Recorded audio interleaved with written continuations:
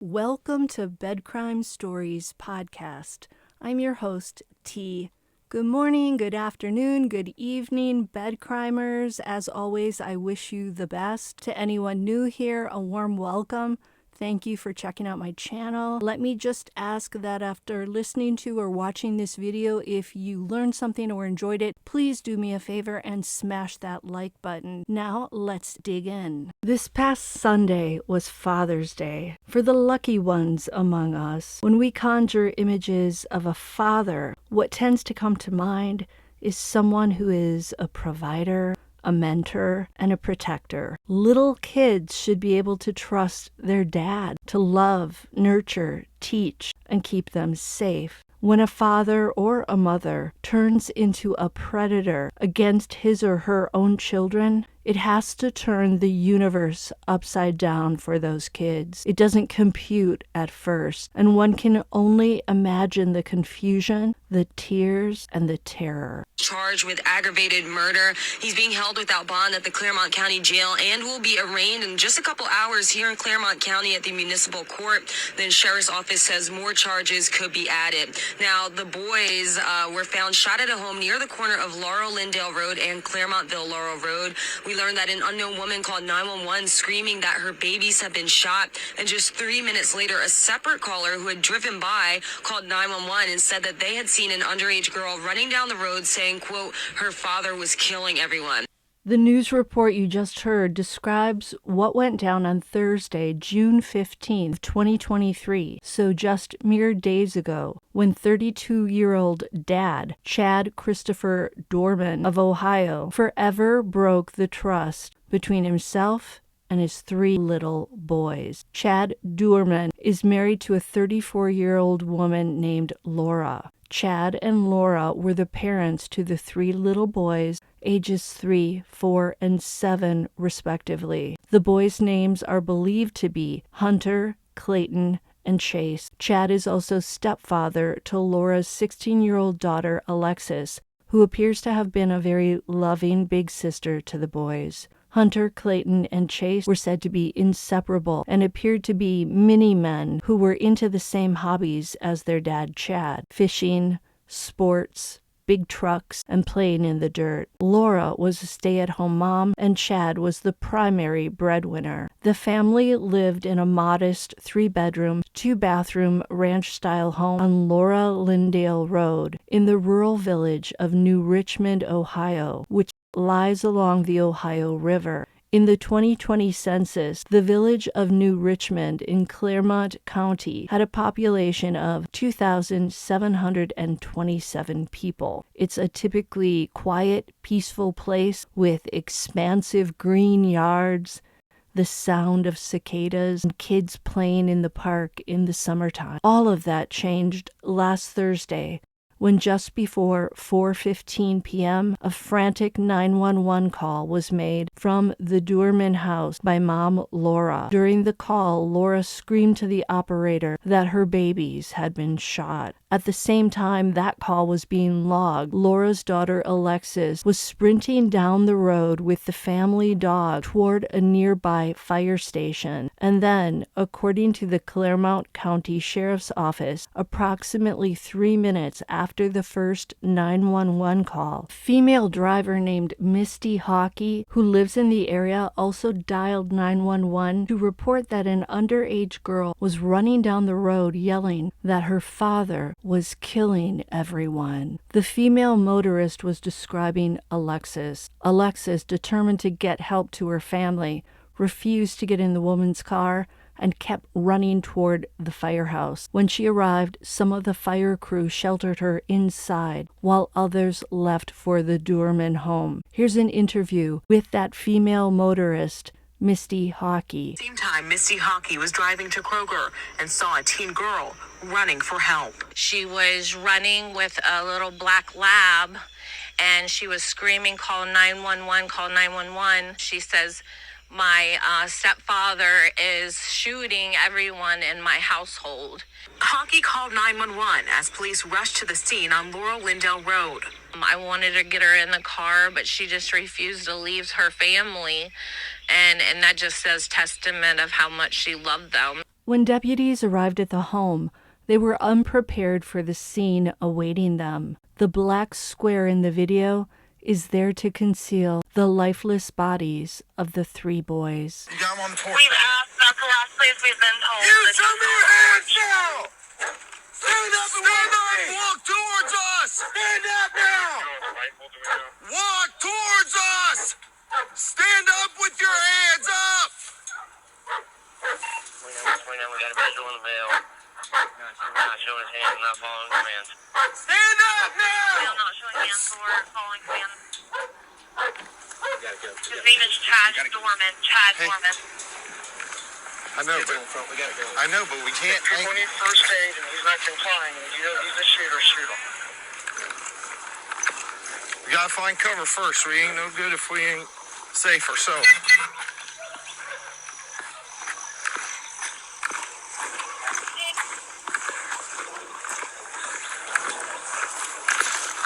Hey, no. We need to come from this side where we can see them. Come take cover behind her. We see them. We're going to approach from this side. We got cover. Right here. 6 Robert, 29 and 63 attack that. We're not working right now.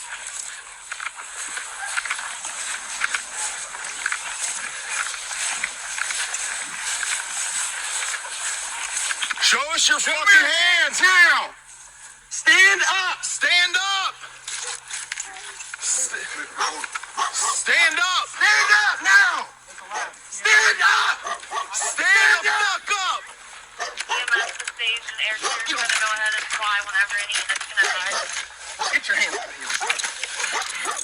72. Cover 21. Send the air. Those guys can confirm that there's people that need first aid, and that's the shooter who's not complying. They need to take care of the I got it. victim. They have to show them that shootout. Man, I ain't trying to hurt nobody. I'm completely sober. Never did drugs a day 63, in my we're life. 21. Get the EMS over here. Well, I did drugs with a clip, but I don't do drugs now. I'm sober.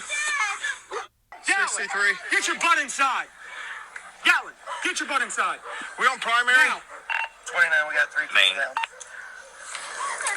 3 kids down, 16 kids up. Gatlin. 63, we're 21. Have EMS respond over here. You're clear, they're being advised. Robert 34, just start a mass casualty response. 63, do you want them to respond to the Laurel Lindale address? Where exactly do you need them? We're right in the front yard.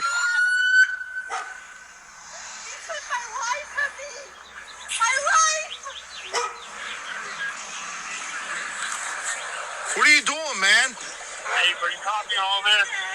Can I roll over? I ain't gonna hurt you. I ain't gonna hurt You nobody. got anything on you? No, I ain't got nothing, man. Phone, that's it. I ain't mad. I ain't nothing. Just make sure that dog don't come out. I don't think he'll bite you. Just don't reach for him and try to grab him and pet him. All right. He won't bite you. What's going on, man? Nothing. Can I stand up? It's kind of uncomfortable. I'm gonna get I ain't you gonna here in a do nothing. I ain't second. running away. You can do whatever you want with me.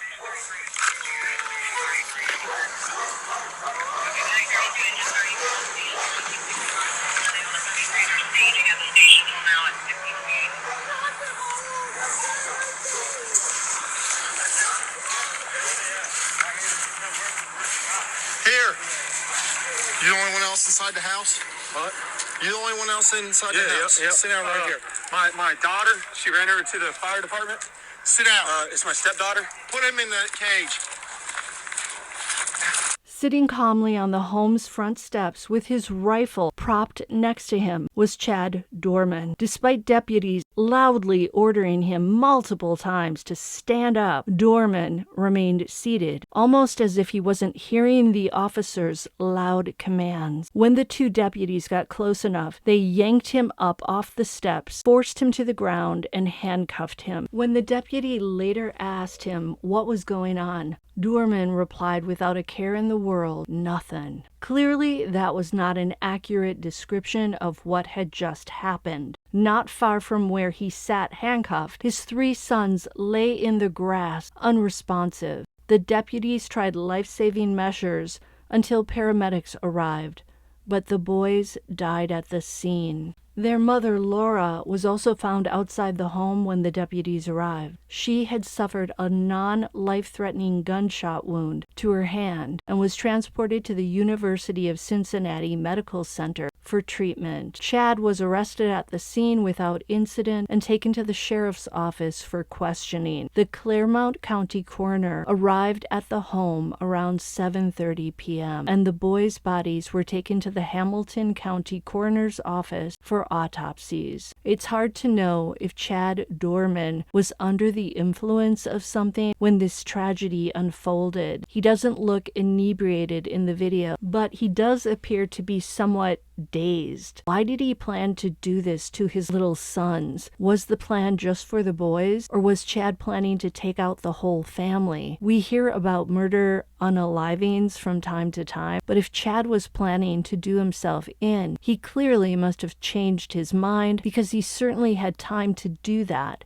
before the deputies arrived. Here's how things went down that day. Sometime between 4 p.m. and 4:15 p.m., Chad lined up his 3 young sons and prepared to do them in execution style in the front yard of the family's property. It's unclear if something precipitated this move on that day. One of the boys, aware of what his father was about to do and armed with his own natural human instinct to survive, attempted to flee into a nearby woods. But Chad callously hunted the boy down, dragged him back to the yard, placed him back in line, and carried out the evil crime. According to a nearby neighbor who heard the incident, 7 shots were fired. Right after that, Laura dialed 911 and Alexis took off running with the dog. Chad has since been charged with 3 counts of aggravated murder, and he's been taken to the Clermont County Jail, where he's being held on a whopping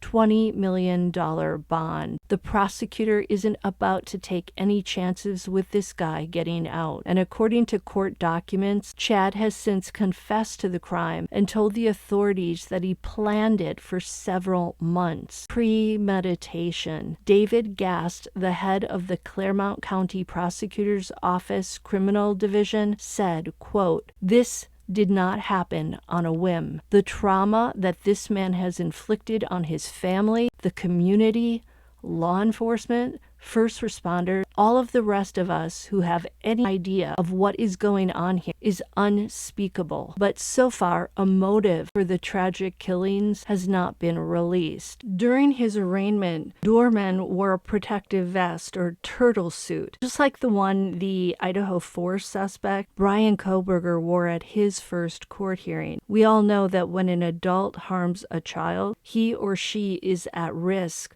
of falling victim to jailhouse justice. At some point, as Doerman listened to the prosecutor in court, he began to cry. You have to wonder if he was sobbing because of the charges against him and the realization that his life will now no doubt be spent in prison, unless, of course, he gets the death penalty, which, by the way, is legal in Ohio. Or was he suddenly becoming aware of the horror he inflicted on his sons and on his wife and daughter? But just as quickly as the tears arrived, they subsided. Chad's father, 59-year-old Keith, told the New York Post that his son, quote, "just snapped." He went on to say this: "There was something going on in his life that he couldn't handle no more. I can't talk to him. They aren't letting me talk to him, so I don't have any answers. He probably hid a lot of stuff from me," end quote. The portrait of Chad Doerman that's emerging from his family, his social media presence, and his neighbors is confusing.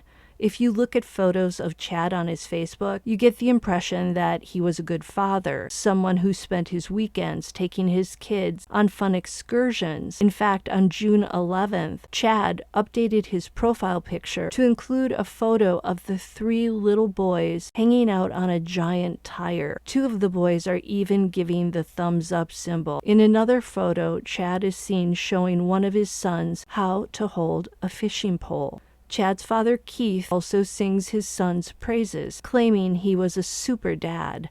That's a little hard to swallow, knowing that Chad just confessed to taking the lives of those boys, all under the age of 8. Is the father just trying to paint a rosy picture of his adult son, or was he really unaware of the violence that Chad was capable of? But one of Chad's neighbors had a very different take on him.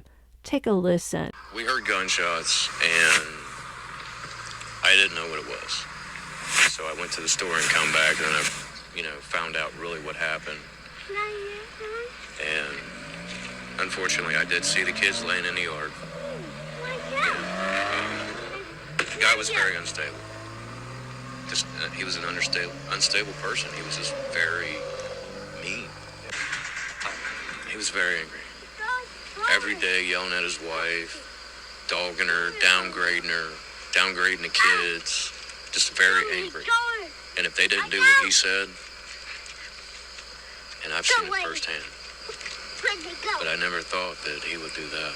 Interesting that this guy heard Chad yelling at his wife and kids and described him as unstable. I'm tending to believe this guy over what Chad's father said. Parents can sometimes be unwilling to admit the truth about their kids. A glance at Chad Doerman's past criminal history reveals mostly speeding tickets, but there is one DV incident listed on July 22nd, 2010. A GoFundMe with a goal of $20,000 was organized by Laura's sister, a woman named Rachel Brown, to help pay for funeral costs. Brown wrote, quote, "My sister lost her 3 amazing babies yesterday. Nothing will make this better. It will never be okay. But please, if you can find it in your heart to help relieve the financial burden of this tragedy, please donate. No one should have to go through this."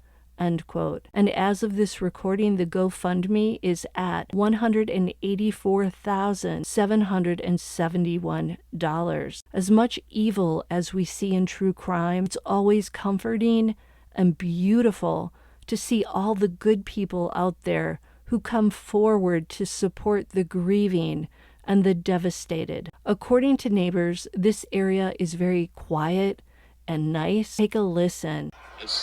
It's unheard of, crazy. Tell me what it's like around here.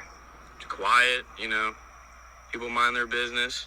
Nothing like that ever happens out here. This is a quiet country and very nice area. But back in February of this year, a new Richmond middle school student died in a quadruple murder unaliving. So this community is now being traumatized a second time. Did Chad get the idea from that incident? But did he change his mind after doing in his 3 boys? A woman named Mary Thomas, who says she went to Amelia High School with Chad, described the happening as a tragedy and said it's disgusting, appalling, and she also said she was angry. She stated, quote, "I'm in disbelief that it was someone I went to high school with, someone I could have possibly sat next to. I would never imagine that I went to high school with middle school, elementary, nothing, doing something like that. It kind of hits harder and closer to home when it's someone you knew, someone you went to school with." Mary described Chad like this in high school. Kind of quiet, didn't hang out with the same people, but every time I would see him, he was just quiet. Thomas went on to say, "I think the mother in me is just disgusted and appalled, and it's heart-wrenching. And there's been so much crime really lately in Claremont County, and it's just to the point where it's so disturbing. You can't not say something about it." This is a story I suspect we will learn more about in the upcoming days. Stay tuned for more as I plan to keep you in the loop. Until the next time on Bed Crime Stories, if you found this interesting, please smash that like button, subscribe to my channel, leave me a comment, and I'll talk to you next time.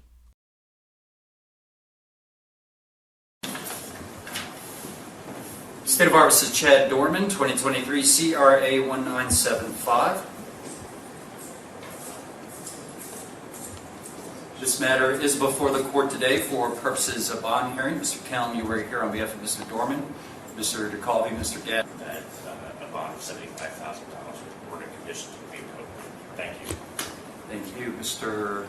DeCalvi. Judge, at this point, I'm going to let Mr. Gast handle the bond on our behalf. Thank you. Good morning, Judge. Good morning. Judge, we've got law enforcement with us here today. Our office has been involved.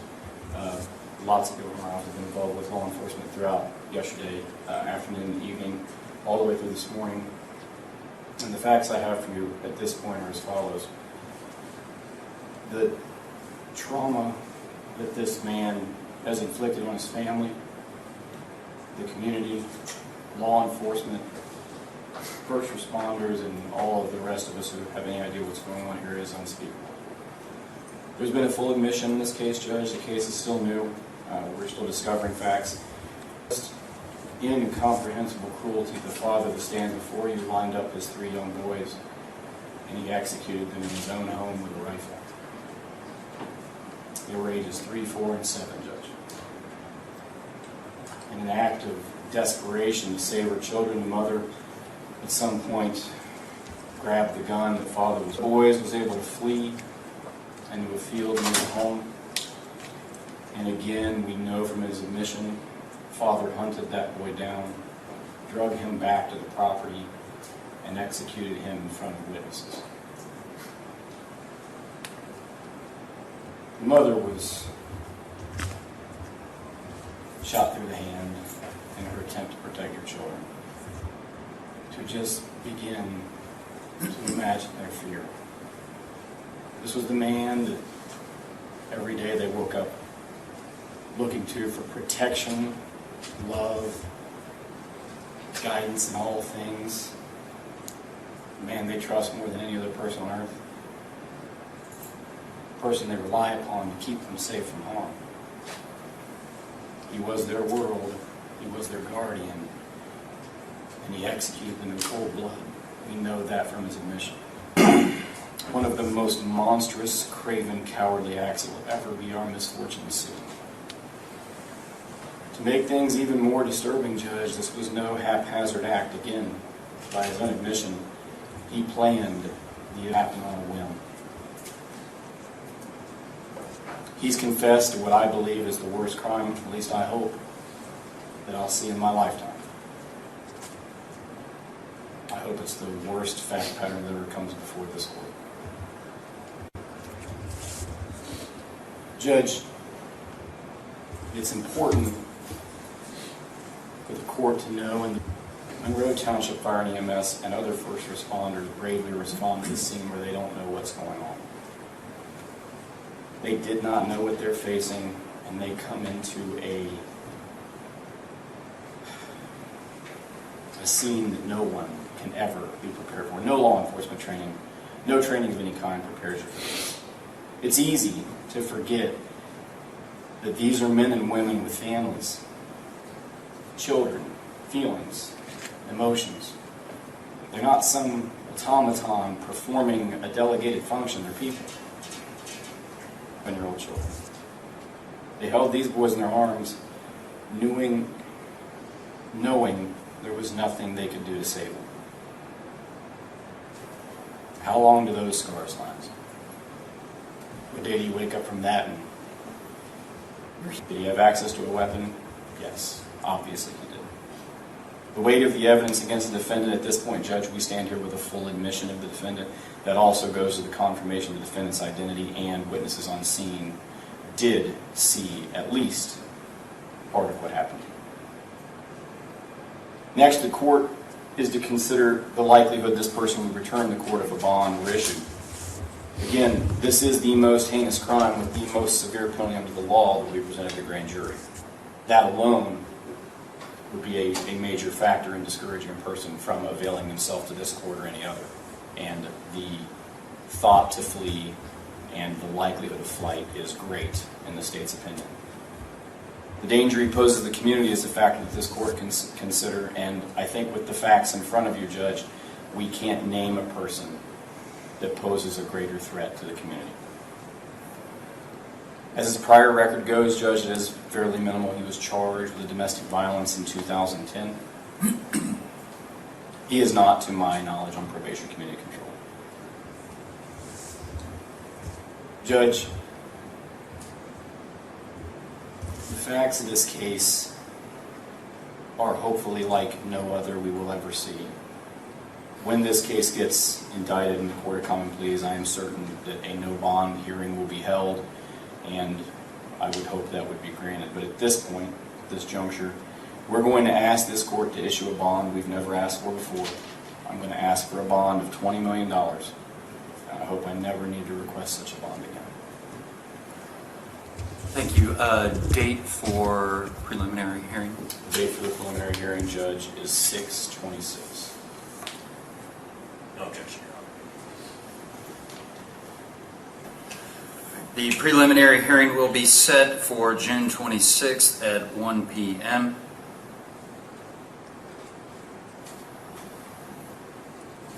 At this point in time, bond's going to be set in the amount of $20 million cash or surety.